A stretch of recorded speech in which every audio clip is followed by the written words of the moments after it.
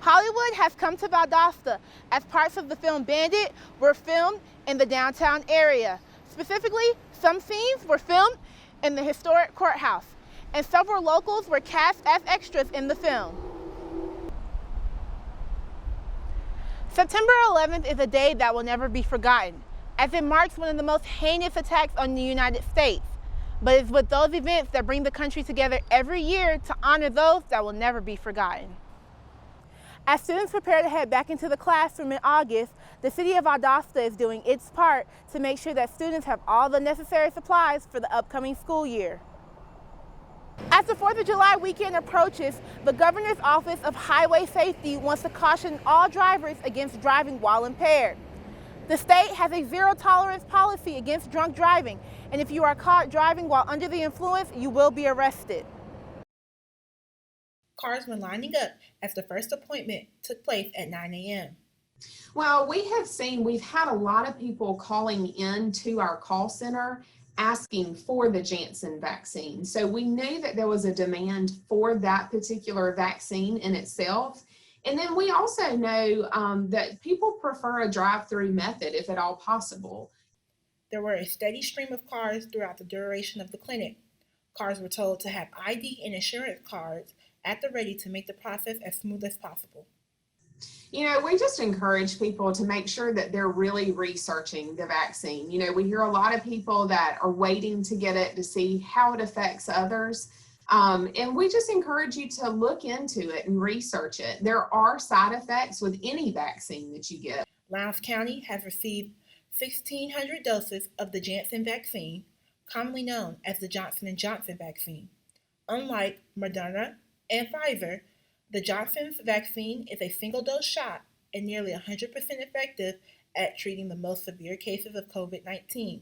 I was just telling you, we're also doing mobile clinics, particularly among the African-American faith-based community because of the hesitancy within the African-American community. We have partnered with a lot of different ministers and with the National Pan-Hellenic Council, in our area to ensure that education is getting to all of our communities and making sure that anyone that wants the vaccine, that they can get it where they're comfortable at. The overall process took no longer than 45 minutes, and that includes the mandatory 15-minute observation period. The 9/11 attacks on the United States led to the country being a constant military presence in Afghanistan for the last 20 years. The decision to pull U.S. troops from Afghanistan led to a chaotic withdrawal as the United States tried to safely evacuate its military personnel. You know, we built a huge bureaucracy, Homeland Security. We expanded our national security state immensely. We've spent huge sums on military intelligence, wars in Afghanistan as well as Iraq. And so I think there's a question for the public of, did we over-respond? Did we extend ourselves too widely in the international sphere? And did we maybe spend too much on our own domestic surveillance and our own domestic bureaucracy? I think those are questions that we're going to continue to wrestle with, you know, even in 2021. President Biden's decision to pull military support from the region has been met with criticism as the world watched as the government was taken over by the Taliban, the terrorist organization who claimed responsibility for the 9/11 attacks in a matter of days.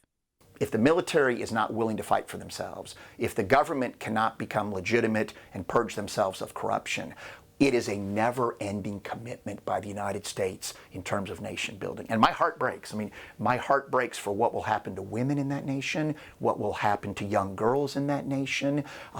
There are many across the globe who feel like the United States has betrayed those people.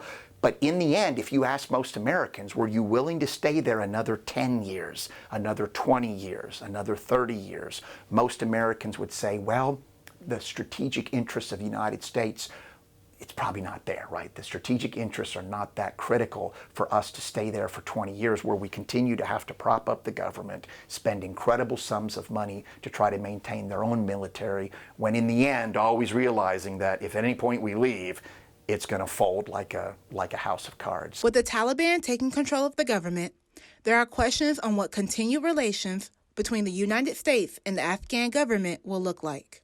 if this is the Taliban pre-9/11 that's executing people in the streets, that is prohibiting women and young girls from attending schools or being in the workplace, we're probably not going to see dynamic relations with the Taliban. China has already entered this arena. They've pledged, I think, something like $30 million to the Taliban government in terms of emergency aid. So China is stepping into the power vacuum that we're leaving behind. If this is a more moderate, and that's a big if this is a more moderate Taliban, there are probably opportunities for us to establish diplomatic relations with them. If this is still very much the old Taliban, like we saw pre-9/11, I would not expect much more than very icy relations between the United States and the Taliban government.